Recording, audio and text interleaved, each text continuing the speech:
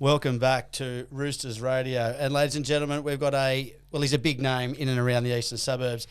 He's in some pretty hot form at the moment. He scored the first try on the weekend and he would have been paying not bad odds, I dare say. I was doing a bit of research and I noticed on social media he's now a model as well, which I'm keen to ask him about. I'm a model? Foot model, yeah, for ASICS. Oh, yeah, actually, yeah. I get free boots from them, so I do it as I'm told. It's a warm Roosters Radio welcome to one of our favourites, Victor Radley. Victor, welcome to Roosters Radio for the first time in 2024. Cheers, mate. Good to be here. Well, mate, look, firstly, congratulations. We haven't spoken in a while, but little Vinny, yep. Hey, he's in the house. How's it all going? Yeah, he's good, mate. He's good as gold. He's 4 months old now, so I love it. My upper back's a bit sore today. Apparently, they said maybe from holding Vinny, but he's a big lad. But, mate, it's honestly the best thing. I love going home to him. So, how's it changed you? It hasn't too much. Everyone keeps coming up and saying, "Oh, has your life changed? What's this?"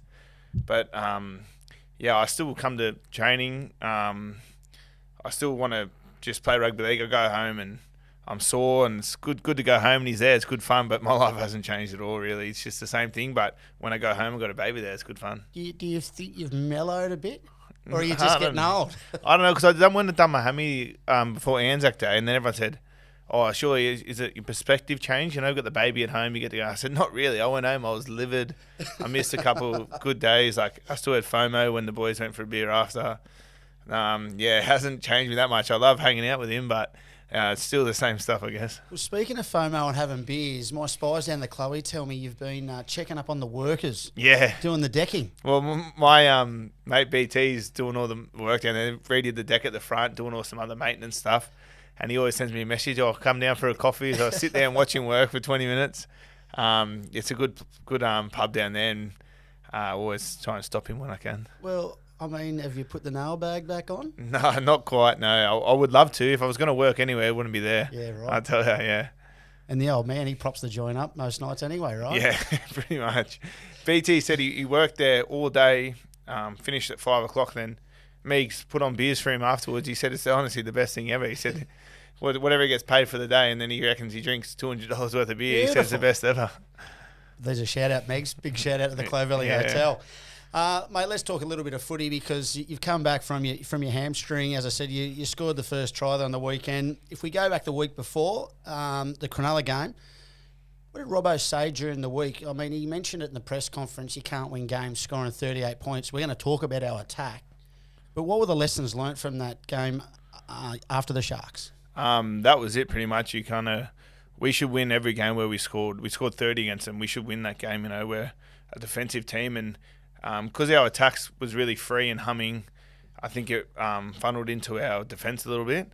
So the big thing was, getting steely on our defence, keep our attack, but we need to be a lot more steely on our defence. Our goal line D was poor against Cronulla. Like, some of those tries were really soft, to be honest. So that was the biggest thing, just making sure we're as free as we want in an attack. Like, let's go beat ourselves in attack, and then in D, we've got to be a bit more hard-nosed. Let's unpack the attack because, mate, as Roosters fans, I think it's a record. We haven't scored this many points. I think the last record was 1935 or something like that. But it's just clicked. You've had a big part to play in that as well. I mean, as a player, how do you describe what's going on the field when we've got the ball in hand? Everyone's just confident. Defence wins comps. It's spoken about all the time, but if you're attacking well and you're completing your sets, it helps your defence as well. So it feels good. We got some freaks out there.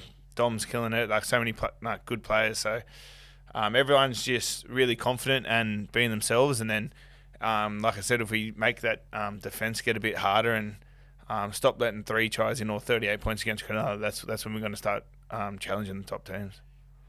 As a fan, and we watch all the games, one thing that I've picked up, and I think a good example was your try on the weekend. It looks like you guys are just running harder and more determined than the opposition. Yeah, it's such a simple game when you really, like, if you're going through like a tough period, like when we lost the Bulldogs, when we come in for those meetings, it's pretty simple. Like, you complete your sets, run hard, tackle hard, you're going to be in most games. So Power has been our number one thing in attack. So we've got some powerful boys. Fahu was, mate, he's that hard to handle. So powerful boys in our team. Gussie's that powerful, and that's the backbone. Spencer came on. How powerful was he? Jared, Lindsay. Power, it all comes off the back of Power. So, there's some solid built lads. Can we talk about Nafahu's performance, mate? He played, I think, almost 80 minutes. Yeah. Still a young bloke coming through. I mean, it's funny talking to you, Victor, now because you're one of the older statesmen. You're still only a young bloke, but a young bloke coming through like that, what do you like? What do you see? Yeah, he's a powerhouse. Like you said, he played, I think, the first 35 minutes, and I know that we beat him by a bit, but that start of that game was tough. And he was just turning out, running hard, doing his defence, getting his work in, and mate, he's so hard to handle at training. So when he builds his confidence more and more and more and getting some more game time, it's going to be so good for our side. So it's good to see him killing it because he had 2 weeks off there when he probably could have been in the side. So he deserved that starting spot, and it looks like he's going to keep it now. You played back row there. How was that for yourself? Yeah, it was good. I played back row a fair bit in my time back in the lower grades, but played there at 20s. I feel like I can really do a good job there. I enjoyed it. The defence work there's a little bit different. You got to be a bit smarter, but I really enjoyed it. Running some lines. Got a try, don't score often, and I've scored in the back row twice this year, and I've only got 3 tries, so I enjoyed being there. You topped the tackle count, but we asked Natty Butcher this the other week. We're sport for choice when it comes to back rowers and forwards in particular. Is there a friendly kind of rivalry? So going to train and you're probably pushing yourself a little bit harder than maybe you have been in the years gone past. I don't know, because there's so many good players vying for those spots in the squad. There's like you said with the back rowers and forwards and everyone wants to be a starting player in this side. It's so good for the club to have those not rivalries, but have that competition of training. It keeps everyone on their toes. Like no one's really set in their position. You know, Gussie didn't start there. Now he's got that. I've moved there, but I definitely haven't got there. You know, I've got to make sure I'm on every week because you've got everyone that's around that's nipping on their heels. So it's just healthy rivalry. It's good for the club. And what's that mean at training? Yeah, I try and flog Nat's head off, smash Nat in the head. What about with blokes like Spencer Leniu in the side, but too? We haven't met him yet, so we'll get him on in the next couple of weeks. But he looks like a firebrand, right? Yeah, he is. Yeah, he's got that. I think everyone can see he's got that bit of white MAD in fever, him. yeah. But mate, he's came off the bench for us and just skittled him. He's off the back fence, isn't he? He's made almost 2 breaks on kickoffs 2 weeks running. He's only just kind of tripped himself up just as he was kind of getting through. But mate, he's a powerhouse. It's good to have him firing, and he's going to be good for New South Wales as well. What does that do as a player when you see one of these guys coming off the back fence? When you see that and the contact and everything else, especially a player like yourself. Yeah, it's mad. This got brought up a few weeks ago when they were talking about the kickoff carries and whatnot, and I think a kickoff carry like that sets yourself up. I remember one.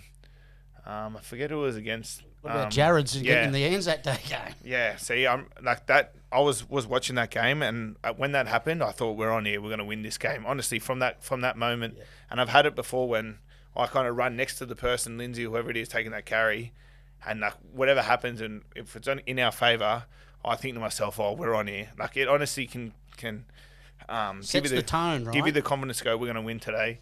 From that one moment, in the first 5 seconds of a game. So, he's a weapon at it, Spencer. You just touched on State of Origin. Obviously, plenty of talk. There's probably there's some winners and losers, but what's the feeling around the camp today? Obviously, today being Tuesday, the team gets announced. How's it been? Yeah, it's been good. Congratulate the boys. I think Spencer's playing his first game. Suwali, well deserved. Their weapons. Obviously, Teddy missed out, which is unfortunate. New South Wales captain, but mate, he's good as gold. I seen him this morning, and he kind of had a laugh and said some of the messages he's getting is almost like someone's died. But he goes, mate, sweet as these things, this rugby league. He's going to go and kill it for us this weekend, so I'm happy he's here. But yeah, well, what do you think that does for the team having Teddy here? It's his. We're like apologetic, and it's unfortunate, right? But I think it's a huge plus for the club. Yeah, he's our captain, he's our leader. We just did a meeting. He just got our players player on the weekend. The way he's been playing is out of this world. So it's good to have him here for this week. We want as many of our good players as we can. It's good to see him go off, but he's going to lead our team again from the front this weekend. And just on Spencer, State of Origin, the cauldron that is Lang Park, and it's the best of the best. How do you think he'll handle it?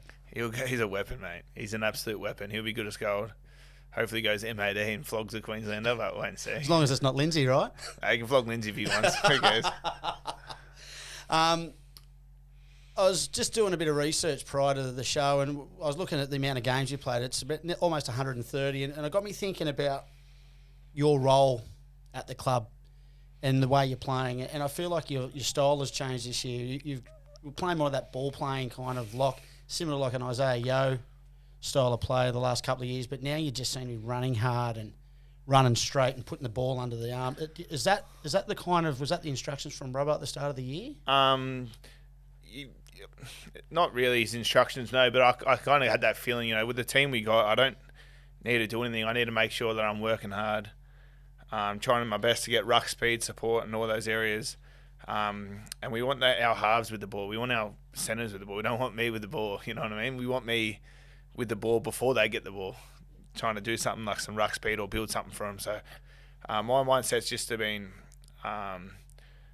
just hard work, try and, like I said, carry their support, build that power with the forwards that we've got, and then let the boys do their thing and try and run more lines off them and make more space for them rather than me trying to ball play around. That's what I've been thinking myself anyway. Has Boydo been able to share any advice? Or, I feel like you're playing more like Boyd used to play, for being honest, like more direct, getting those quick play the balls, and we're trying to roll through the middle. Like, is that something that's been spoken about between the two of you? Yeah, for sure. Yeah, especially I'm going to back row. I think I learned a good lesson last year.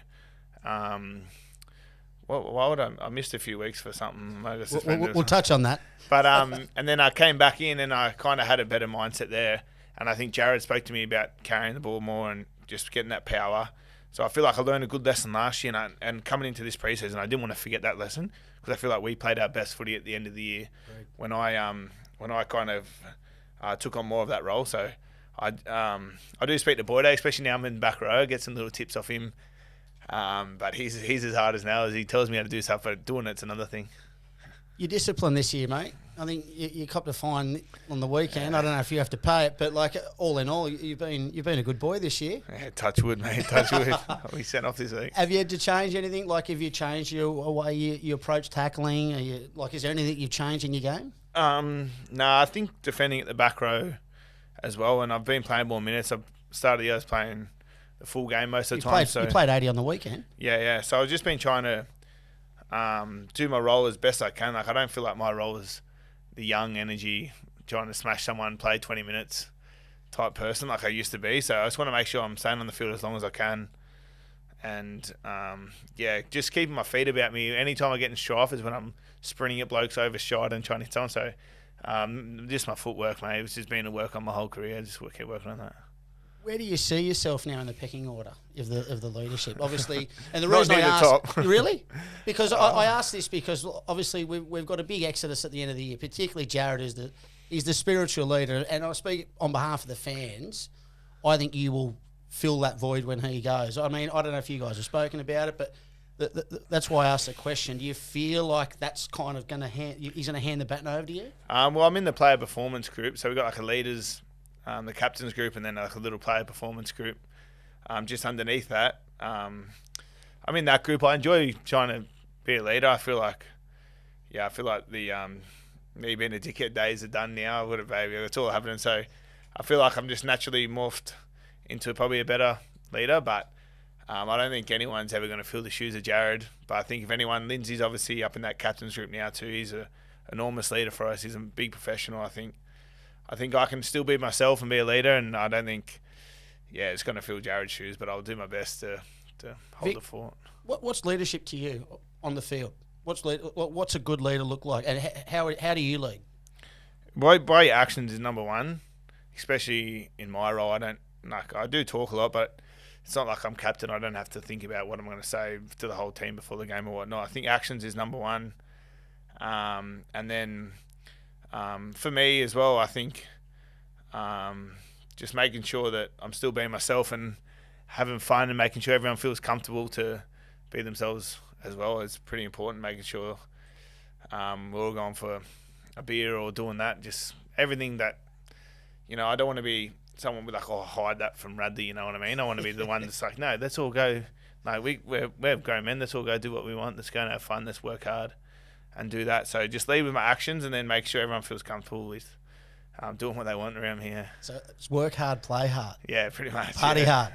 Well, no one really parties anymore. That's the new thing. There's nowhere to go out anymore. That's why, mate. It's not like 10, 20 years ago when everyone's on the last shot of the game. No one drinks. So that's why I'm like, whenever we want to do something, let's go do whatever we want, You'll have to go back up Bronny Gully. Yeah, I know, yeah.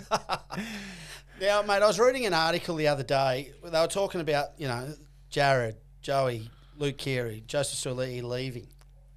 And they mentioned that this is the Roosters dynasty, like the Chicago Bulls, the last dance. I don't know if you read the article or if it's been spoken about. Is that something that you've, like, as a group, you've talked about sending everyone out a winner? I mean, it's putting pressure on yourself, but is it something that's ever raised its head? Nah. I feel like maybe the boys that are leaving, maybe it's given them a bit of, like, everyone's just so dialed in. I can feel that. I don't feel like anyone's spoken about it but you can even see Kez. Like, Kez is he's just on. He can almost see, like, he knows, he can see the finish line. He doesn't look at all like tired or like, even when he's sore, he's got his energy about him. So I feel like maybe to them it's made sure that they're doing everything they can. But for the rest of us, we're building nicely, but it definitely doesn't feel like the last dance for me. I know those boys are leaving, but it's happened in the past before. Let's do everything we can this year, especially for someone like Jared who's been here for so long. But it's not. I'm here for another 3 years. So you're going nowhere, mate. So there's a few other lads. So we'll be sweet. We'll have to find someone to bang the esky, but yeah, no, I think Egan, poor Eggs, just done his ACL. But he put his hand up. Yeah, well, we didn't go to. It was a funny story actually. The boys went up to Brisbane. I wasn't up there, and then he said just when Robbo finished speaking, CJ brought a esky of beers in, and Egan went, "Oh, beauty, get up to get a beer," and then they went, "No, Egan's got the song," and then Egan was like that in the middle of the circle, and then Egan sung the song. So I feel like he's got the mantle from Jared. I think Jared said he's stoked to be able to pass it on to Egan. He got it off Sam Perrott, I think. Yeah. So he said he's happy to pass it on to Eggsy. There you go. That's a bit of a Roosters Radio exclusive there. Now, Victor, I'm going to just ask Benno's here to pass over. We've got a new segment here on Roosters Radio. It's called Set of Six with Victor Radley. So the marketing team have gone out to the fans. They've got 6 questions that the fans have put to you. Hopefully they've been vetted, Benno's. But anyways, This is a Set of 6 with Victor. And the first one is, how are you finding the switch from the middle to an edge? Yeah, I love it. I feel like I can benefit. I can help the team in a good way playing on the edge, so I can be really powerful there and do some good defence. So enjoy it. The Waternator wants to know, how many stitches do you think you've had over your career? That's a great question. I was thinking about this because I was looking at my scar I just got on my lip. I don't know, at least, 60. I was going to say, be over 50. Yeah, over 50 for sure. Yeah, I've had so many on my head, honestly. If I shave my head, it'd be horrible. Lachlan Clement wants to know, what is your favourite sport to play or watch outside of rugby league? I don't know. When there's a good MMA fight, UFC fight on or something, I always get around and watch that. Sheffield Wednesday? Yeah, Wednesday when I go over to England. Come on, Wednesday. Yeah, it's good fun going over there. They just stayed up in the championship, actually. Just. Yeah, I know, just. They did well, actually. This is another good question from Nylan Kumaraj. I'm looking forward to this. If you could give advice to your younger self, what would it be? No, honestly, nothing. I've had touch wood, but I've enjoyed my life so much. I wouldn't change a thing. I've had so much fun, and I'm going to keep doing it. I can attest to that because I remember the young Victor as a wily young teenager was enjoying himself back then. Tiana922, this is interesting. What would your last meal be? Before I get the chair, what would I'd probably just get a steak and chips with some mushroom sauce and smother it in that. Okay. That's a good steak. Mitch Berry asks, what is it about the club that makes you not want to look at others during contract talks? It's my home. I grew up in Bronte Beach. I love it. It's just home. That's as much as I can say. There's nowhere else I want to be than home. I feel like if I left, I'd probably get homesick, I guess. Oh, you can't go. No. This is a double question, but what's the biggest shot you've ever put on someone, and what's the biggest shot you've ever taken? Oh, probably taken was Thomas Flegler when against Brisbane, and Sam Verrill was like showed that way and then waved it around like a wand for 5 seconds and gave it to me, and he put me straight on my ass. Shout out to Sammy. Yeah, cheers Verrills, Harry Potter. And then probably when I smacked Bangai in the chin and got 5 weeks. That was my. And this is the last one, mate. What's your favourite meal in the East? I got it out of the blue. I had that. Out of the blue? Out of the blue, Cavelli on Cavelli Road there. Chicken burger. Chips with the garlic mayo. Get it. When I was building my house, my dad would go on in, fish and chip Friday, get up there. I had to go get it right out of the blue. It's all the time up there. Yeah, mate.